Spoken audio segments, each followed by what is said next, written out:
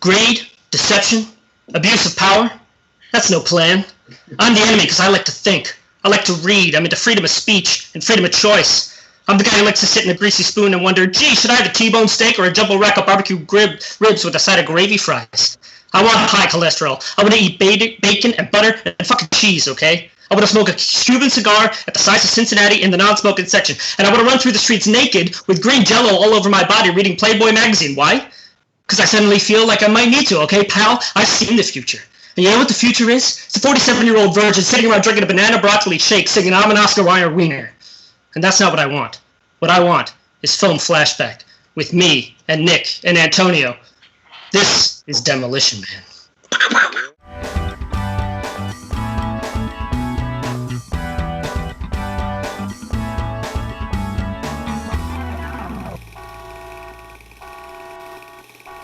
In the year 2032. This morning, Simon Phoenix escaped from this cryo facility. We're police officers. We're not trained for this kind of violence. I'm gonna love running this place. The conditions of your parole are full reinstatement into the SAPD and immediate assignment to the apprehension of Simon Phoenix. Sylvester Stallone. Wesley Snipes. Demolition Man. Hello, everybody. Welcome to another Film Flashback. Like I said before, it's Matthew and Nick, and Antonio again joining us. Antonio, you would know previously from Film Flashback, the new Top Gun, and we're really excited to have you back, Antonio. This time, we decided to visit a different classic action movie. This one is the Wesley Snipes, Sylvester Stallone, Sandra Bullock joint from 1993, Demolition Man. Now, guys, I hadn't seen this movie before we just finished it a half an hour ago.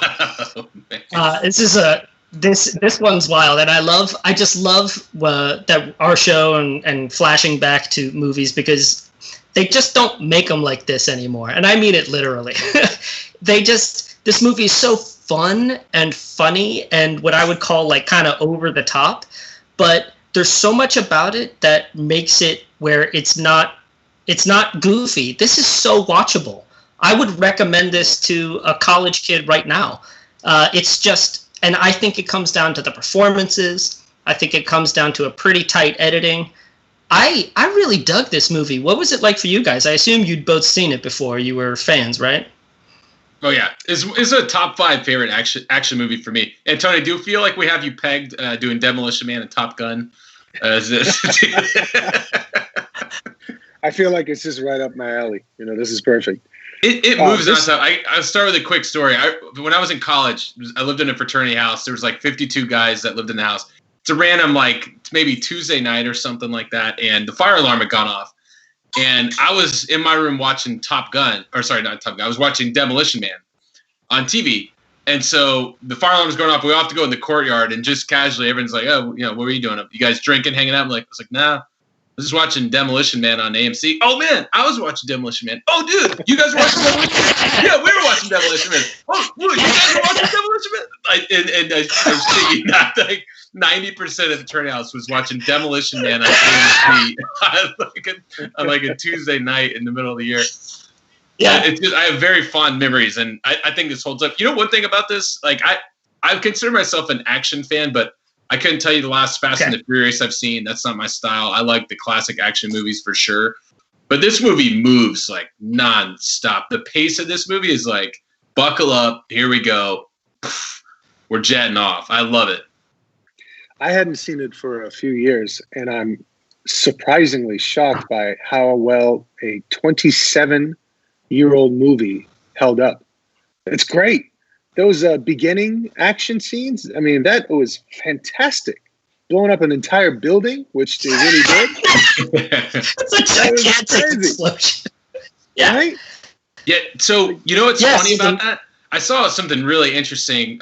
Fred Decker is a writer known for a movie we did last week or the week before called House. It's a cheesy 80s horror comedy. So Fred Decker was a script consultant on this and did some work on it.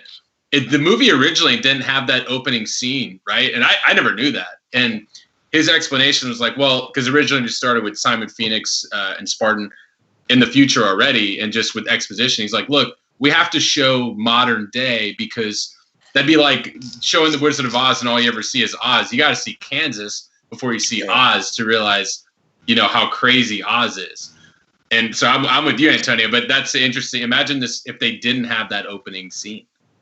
It makes a lot of sense. Yeah. Mm-hmm. And you got to remember, so this movie comes out in '93. It's set in '96, but the point is, it's the opening moments are in '96, and the idea is like you want people to have some way into the movie, because once it goes into its very radically different future, its radically changed future. I thought it was a perfect idea because it sets up both the characters, it sets up that antagonism, and if the script was thin, if the plot didn't have a lot there, then you might say, well, they're kind of giving it all away up front. I would like them to tease it out. That's one great way to deal with backstory, is to just sort of like slowly give it to the audience over time. But in this case, there was enough that happened after they're both unfrozen that you didn't really lose anything in terms of suspense or interest by having that moment at the beginning. All it did was ground it and make for a really awesome opener to the movie that's just super exciting. It's like your popcorn would already be gone 10 minutes in. You would just, Yeah.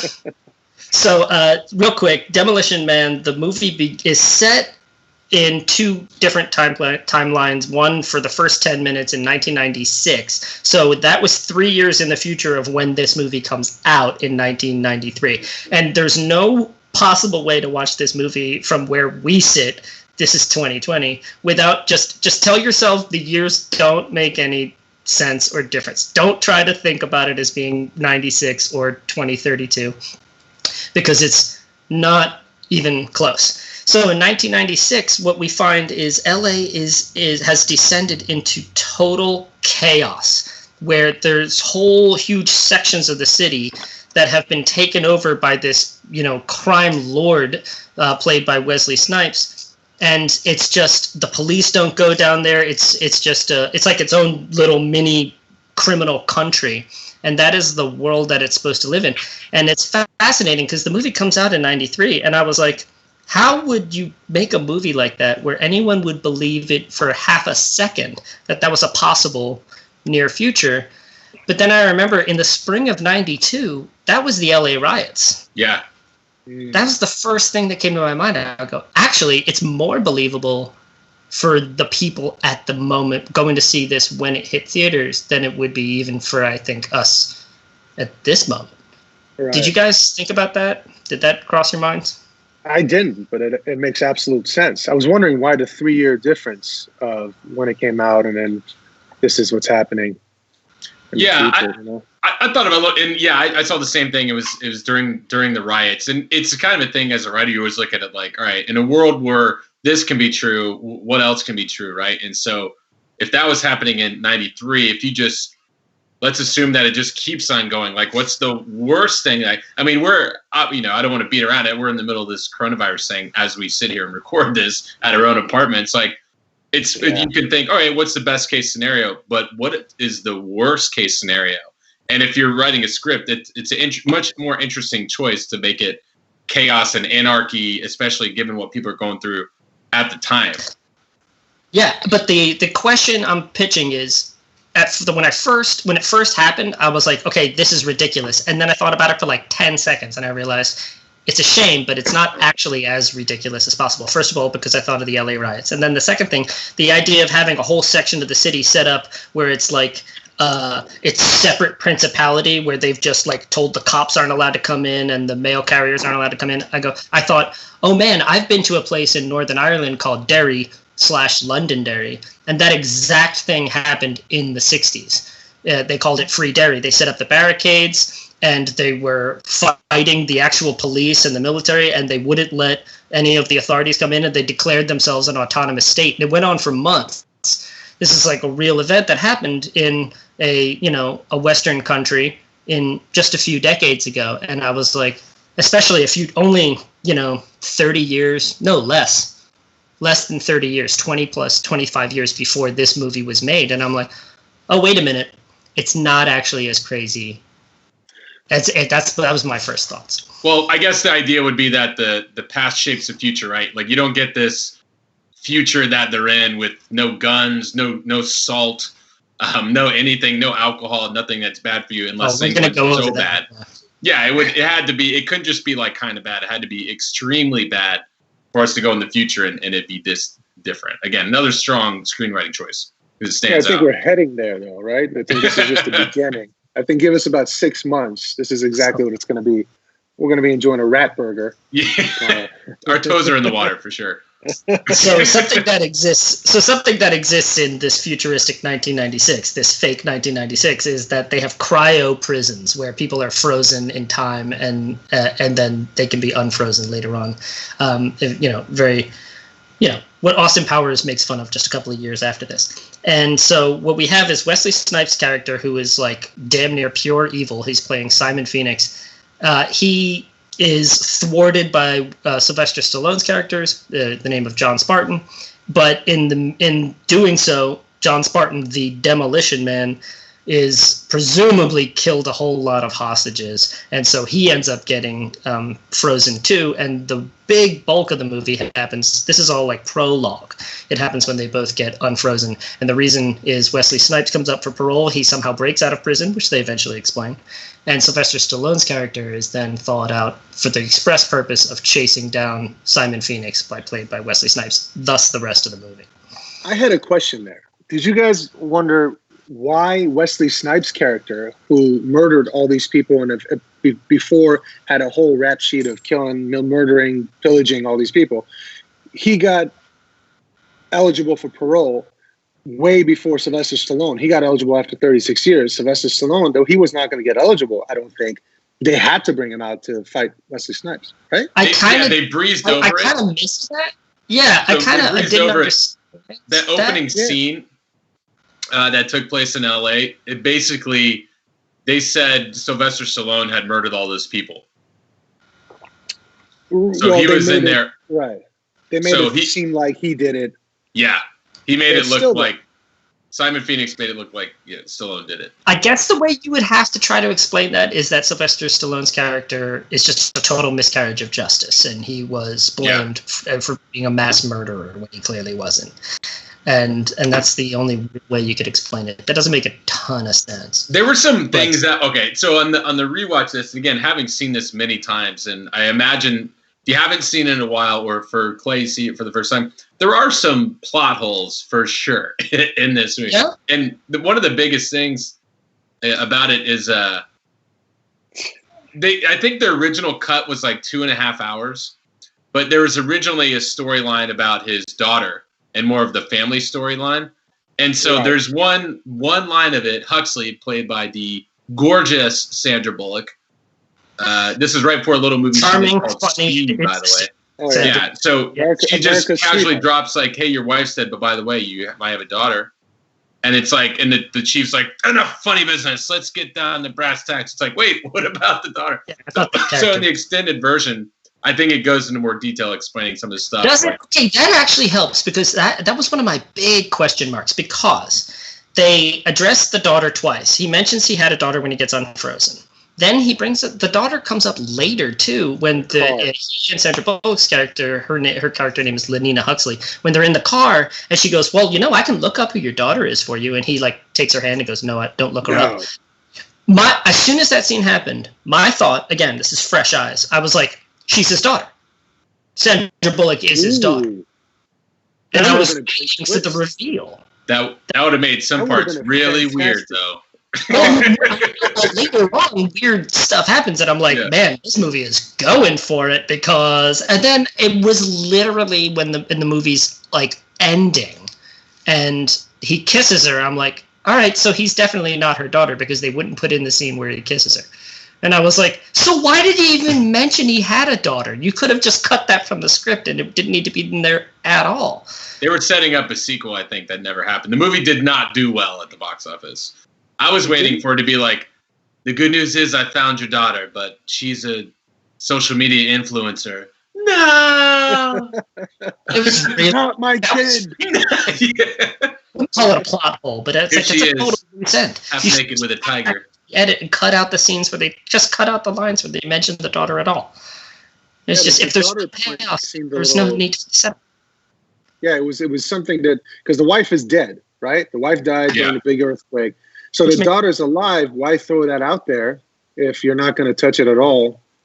Or at least at the end, maybe he has just like one line going like, I got some unfinished business, after he like groped and made out with Sandra Bullock, which that part was a little too, he makes out with her, he walks away, she goes, well, I'm not done with you yet. Get over here.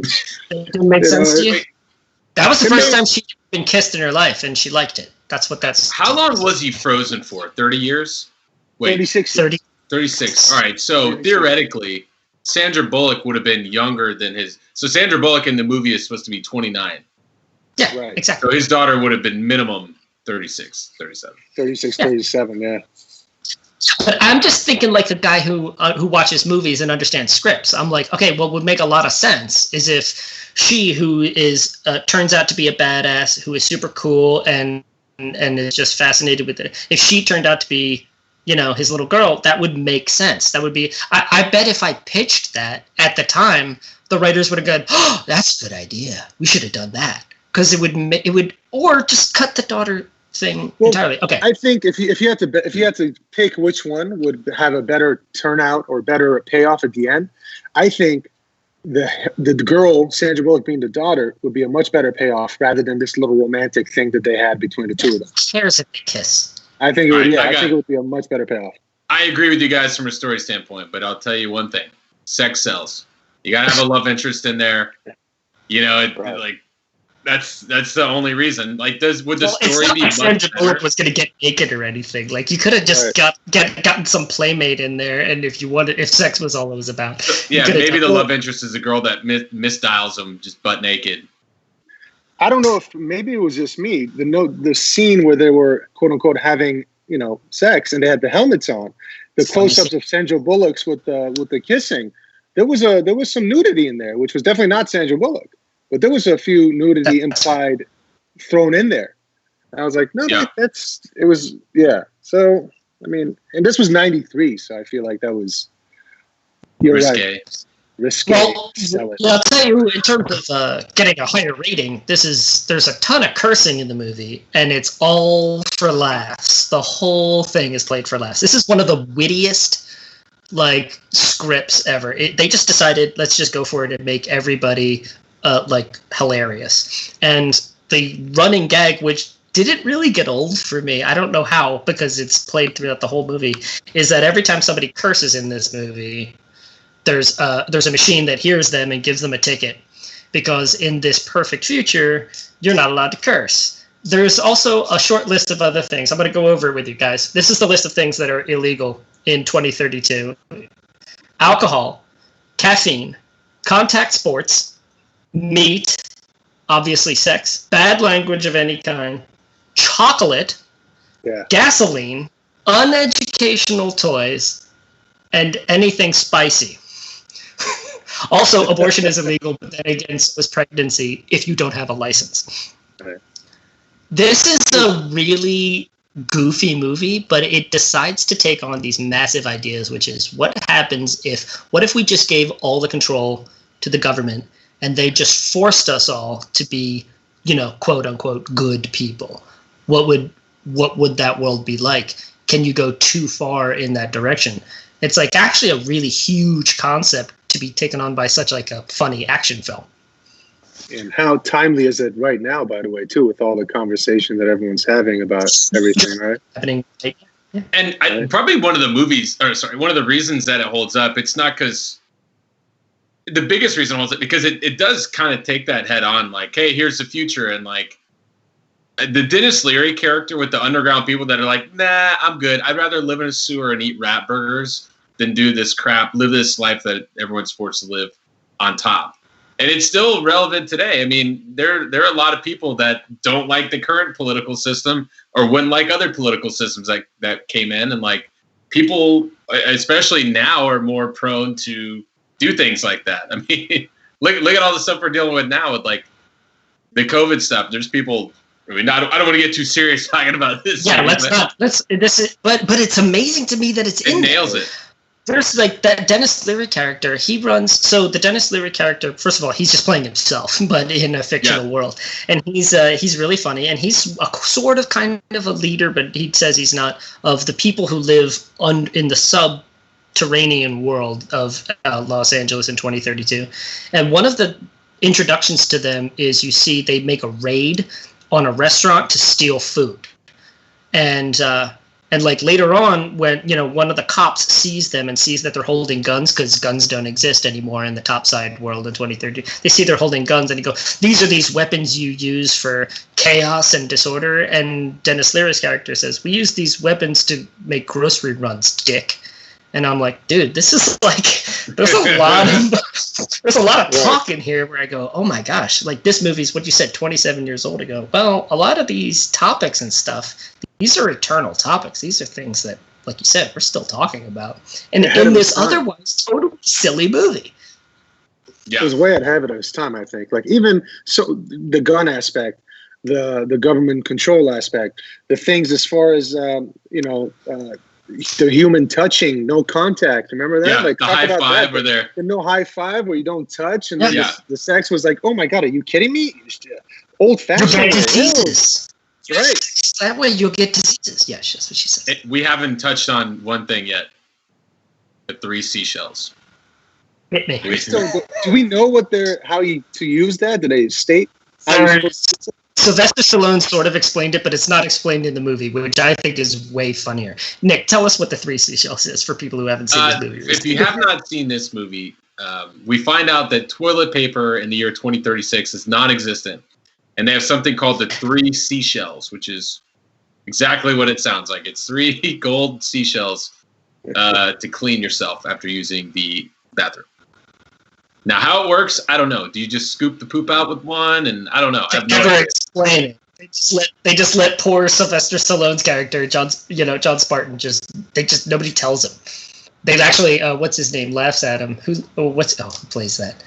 But the 3 seashells place in pop culture history is like eternal. That will always, it's such a classic thing. And like every once in a while to this day, I still try to think like, how would that actually work? You'll beat yourself up about it. Don't even try. Yeah, water maybe flowing through it somehow, Maybe they're knobs and it turns on a bidet. I don't know. Right, exactly. Third one's a blow dryer, perhaps. Yeah. All right. Okay, so I was admittedly pretty distracted by. Go ahead. I want to bring up we were both getting out of that topic into something different. I always like to look at. So this movie got passed around a lot, and there was a ton of rewrites. So much so that WGA had a really hard time identifying who the actual writers were. A lot of people got paid a lot of money to write this script. Did you guys happen to see who was originally, who the studio originally had in mind for these 2 parts? Yeah, Sandra Bullock was the girl from the Tank Girl movie. I forget her name. Yeah, it is Lori Petty of Point Break fame. And Wesley Snipes was going to be Jackie Chan, but Jackie Chan decided not to because the Asian market doesn't like when the good guy plays a bad guy. Yeah, I thought that was funny. I think most of the time people don't like it when somebody. I mean, maybe that's changed now, but definitely in the 20th century film industry, if you were famous for being a bad guy, you were stuck as a bad guy, and if you were famous for being a good guy, you kind of stuck with a good guy. For like, I would say 80% of movie stars were kind of like only ever playing nice guys or bad guys, right? Yeah. So before Stallone came on board, they wanted Steven Seagal and Jean-Claude Van Damme to be the two guys, and they flip-flopped who's going to play good, who's going to play bad, and at the then they I think they nailed it. No, they got it right. And so with this. I don't know if, and look, we just did Bloodsport. There's some great classic Van Damme movies. This is not the same movie without Sly and Wesley Snipes in this movie.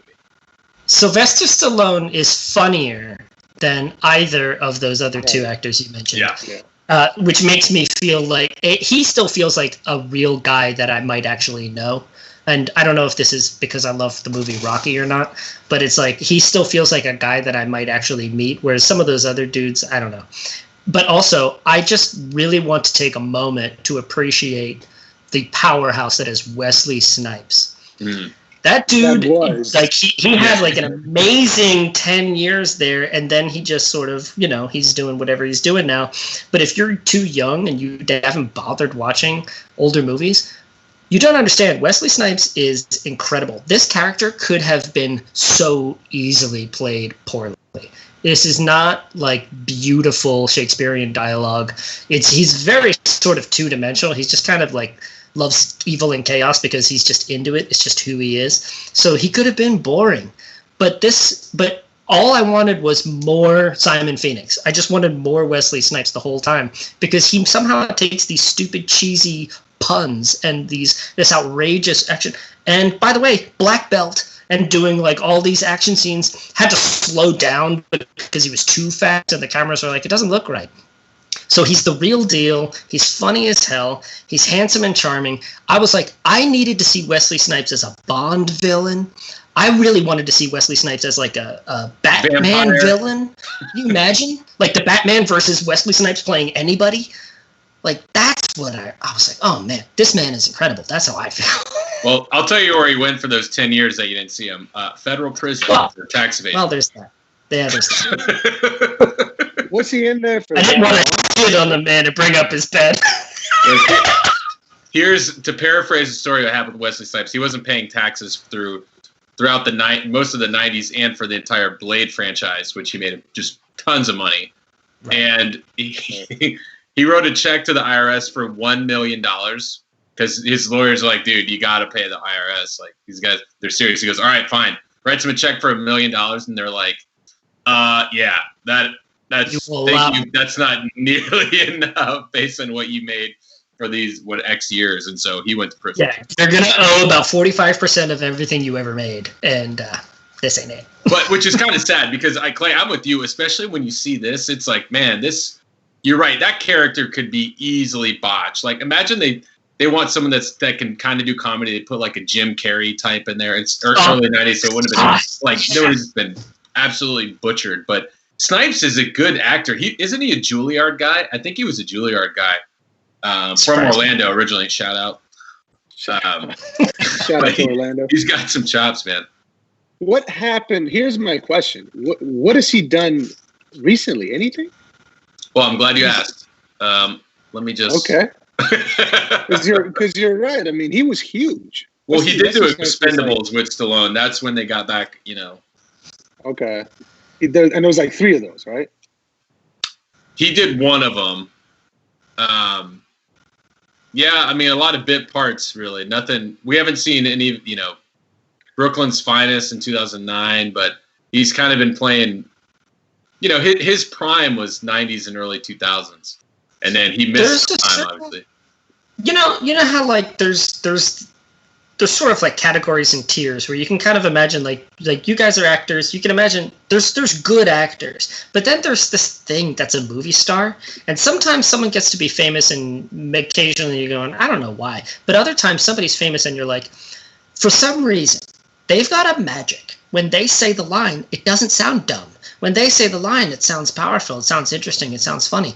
I've tried to say the line, other people try to say the line, and it doesn't work. But for some reason, when they say it, it works. Wesley Snipes is that kind of movie star for me, where it's just like, whatever it is, the dude had it, or has it. Yeah. And it was like, I mean, it's a damn shame that there weren't more, but at least we've got these movies we can go back and watch, and you just want to point at people and go, that's a movie star right there. That guy makes this movie work. Yeah, it's perfectly cast. They let him and Dennis Leary both were allowed to improvise too. So a lot of their dialogue is improvised. The whole rant that Mr. Clay started with was improvised from Dennis Leary. Oh, that you could tell that was straight Dennis Leary doing his bit on the stage. With the fast talking. That was yeah. I loved it. Too fast. He even walked away for a second. Walked away from the camera. Blah, blah, blah, blah, walks away. And another thing. Turns around and then he starts, and you see the other actors laughing, and it's genuine.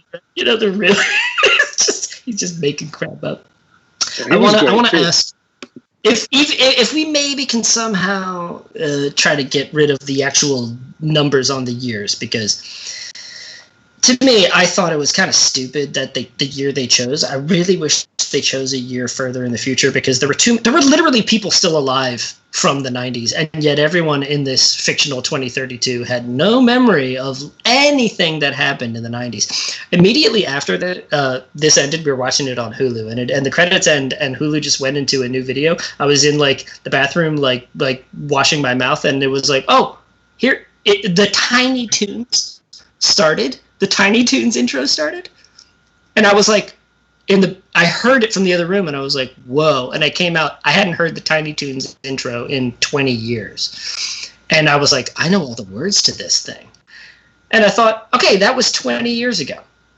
And I thought about the movie I just watched. I went, dude, why does nobody remember anything that happened 20 years before? They were like, yeah, well, that's like the long, long ago. And it's not that long ago. It's not so long that nobody would know who is, what a car is. What is this toilet paper? Well, they used to take paper towel. Like, right. Like, bitch, we're the same age. Like, it was. But we know what it is. You know. Well, this is how insecure men talk to each other back then, and I'm like, all right, come on.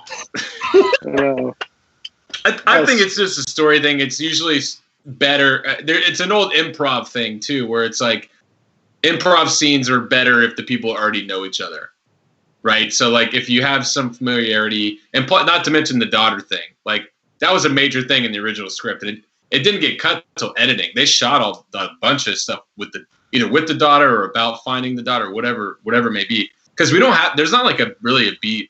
The closest thing we have to the B storyline of the movie is the love story between Huxley and John Spartan, which is like very minimal. And it's really just to show off the sex machine that they came up with for the movie. Right. It's like we don't really have a B story because it got cut out. So I do agree, Clay. It could have been much like... Go ahead. What they should have done with that story is they should have made them more romantic comedy where they didn't get along at first and they came to like each other as it went on. I mean, I know that's stuck, but there's a reason that's stuck.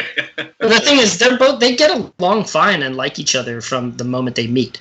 And so there was no like arc to it. It was like they get along fine and enjoy each other's company. And then eventually he doesn't know what she means, but she's like, would you like to have sex? And he just goes, yeah. There's no like tension. He's like, of course, you're awesome. Guys have really changed in the future. My favorite thing was Nick pointed out his faces. I did not need to see Sylvester Stallone's faces during that stupid scene. Put the helmet on and he's having some kind of experience. Oh man! All right, I'm gonna tell the story quickly. Was working on a movie and happened to be working with some guys that worked with Sly before, and I want to say it was the first or second. I think it was the first Expendables movie. He went to his trailer when he still had a hot mic on, and there was a friend of his that he was having relations with that happened to be in the trailer. They had went on to have relations in there while with his mic on, and so everyone that has anything to do with sound can hear it. Everyone can hear it, and so. This is the only bad story I've ever heard about him, but he found out who did it and that he didn't tell him and that other people could hear it and fired every single person that had heard it from the movie. Really? That's not a bad story. Sounds like a story. But I imagine being the guy who's like, oh my God, do I just pretend like I can't hear this? Like, or am I he's going to murder me if I go tell him that everyone can hear this? I want to know if that footage is out there. I would like to. I would. That can you audio? Imagine that. How many like? No, I don't want to imagine. Yeah, I tell those. I don't want to hear the audio. No, I don't need that. I would like to sleep tonight. Oh, that's brisk, baby. Know that it's over. I just need something to drink. Hey, here's a question for you guys. Of all the futuristic things that they had in their iteration of the future, what thing would you most want? Ooh, that's a good question. Really quick before that, I hate product placement in movies, and this movie, the Taco Bell thing, did not bother me at all. I like the fact that they took the shittiest restaurant, the shittiest, whatever, and they're like, it's the only restaurant from now on. It sounds like a joke that a writer came up with, and then they just approached Taco Bell and said, would you be okay with this joke? Because the joke is Taco Bell is not a good restaurant. Right. So there's a chance that they would have said. Right. Yeah. But I think product placement, they were right there. Think about it. I mean, think how relevant it was, right? Yeah. And the Taco Bell was suddenly like, it was fancy, right? The valet and all that.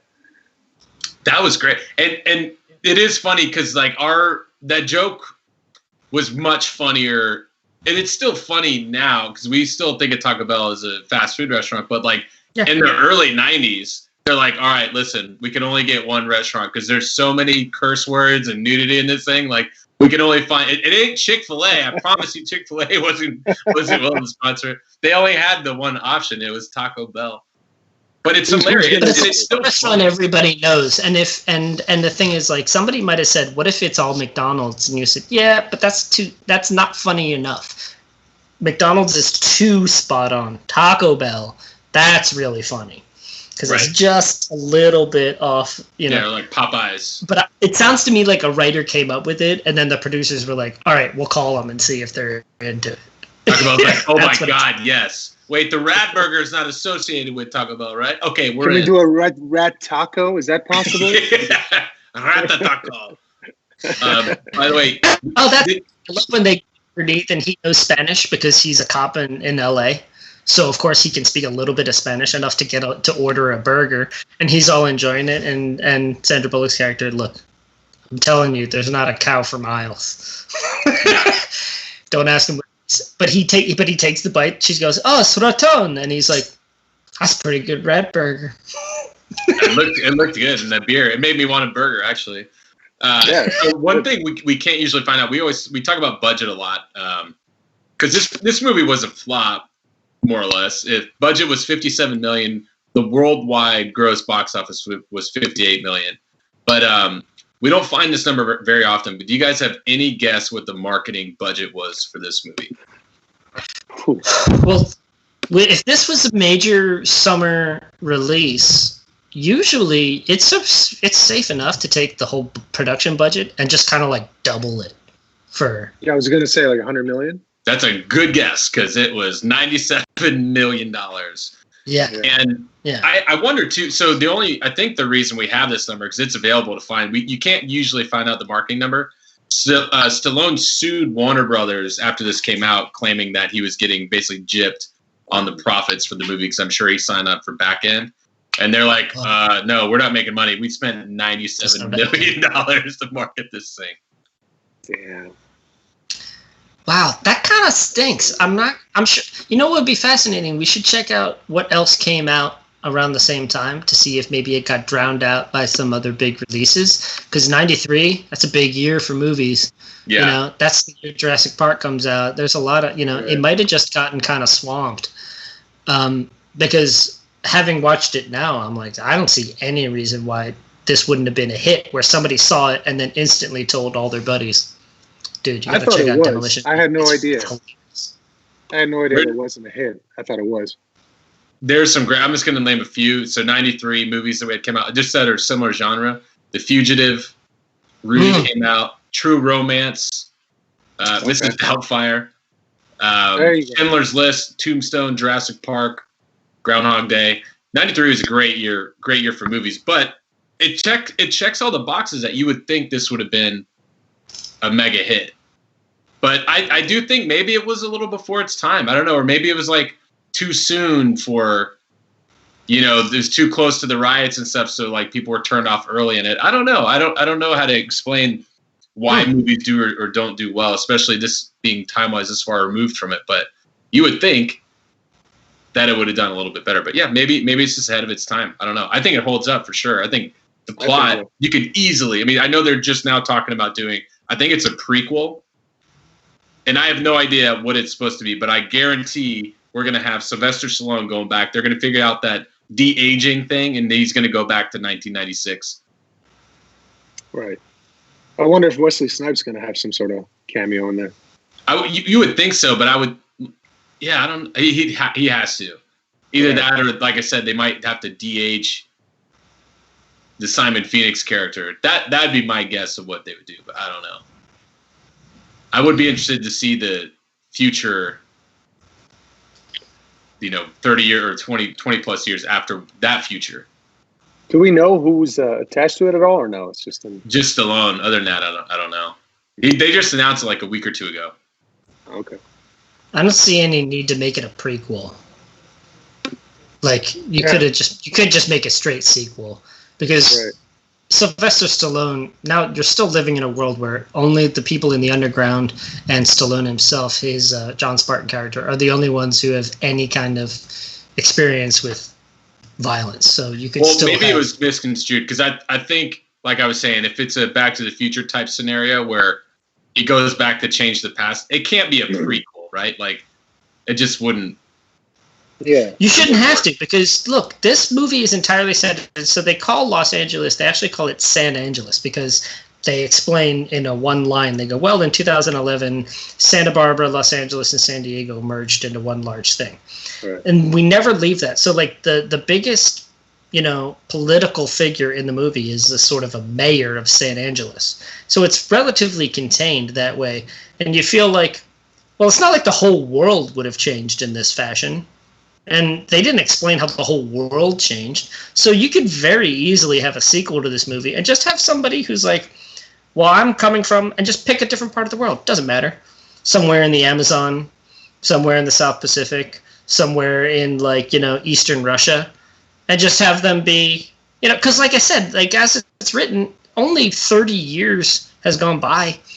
It would be very reasonable to just have somebody be like, what if somebody tried to invade a San Angeles that's full of a bunch of wimps who don't understand anything about how to put up a fight other than to a stern, you should probably sit down, son. Like, you could easily write a story where what if you just had like a group of Canadians who were just like used to living in the bush and they kept their weapons, and the stockpiles of ammo, and they're just ready to go. They could take over San Angeles. I'm going to pitch you on Demolition Man 2. Hit me. Eastern European warlords invade Utopia American society. One man stands in their way. John Spartan. That's it. You could insert anything and So I'm gonna cast it Antonio. Works. Yeah, Antonio. Name a price. What would be actually what would be very timely, and it would work well, and it would tie everything together to make the sequel based on his daughter. Yeah. Oh, for sure. Right? Make it about the daughter, and whatever else. But she could be the lead, and somehow she becomes this badass, and he's older. He's teaching her the ways. I don't know. And he could, because his daughter at that point would be in her 60s most likely, right? Well, he would be. He was only frozen 36 years. I don't know how old she was even. I don't think they said how old she was supposed to be when he went frozen. Well, because theoretically he'd also maybe have a daughter with Sandra Bullock. So it'd be the mother-daughter duo. Younger than 40, Yeah. Sandra Bullock. What if she was the baddie? Yeah. What if she's the villain? And Sandra Bullock? No, his daughter. Ooh. And now he's trying to deal with this insurrection. Tell me what you want. So he has to lead the forces of good against the baddie, but the baddie is his biological daughter, and she's like, "I don't know you. You've been frozen for 36 years. Right? You're not my dad. What are you? Whatever, Iceman. Mr. Taco Bell guy. Yeah. Why don't you have another chalupa? Yo quiero a dad. Yeah. There's a bunch of free ideas for you, Hollywood, to boost up that sequel that's coming out. I'd see that. Popcorn. You can keep those. Popcorn. Yeah. Are they going to stick with Taco? Would they stick with Taco Bell though? Why not? It's still just as shitty.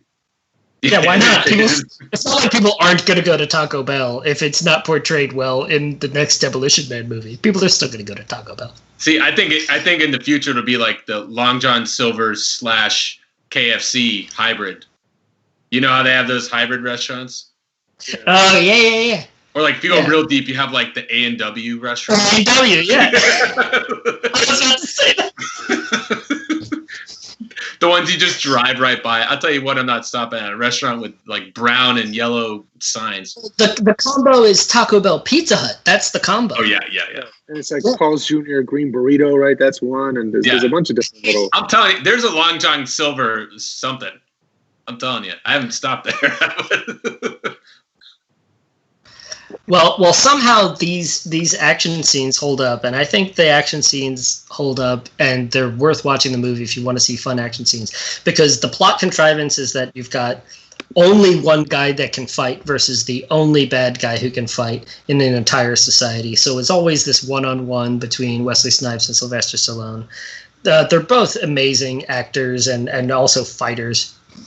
You know, you got Wesley, who's just intense, as we talked about before.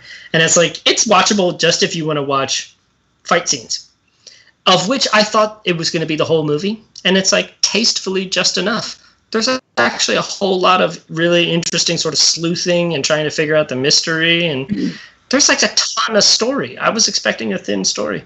No, this movie really impressed me. I'm excited. I'm so glad that you chose it, Nick.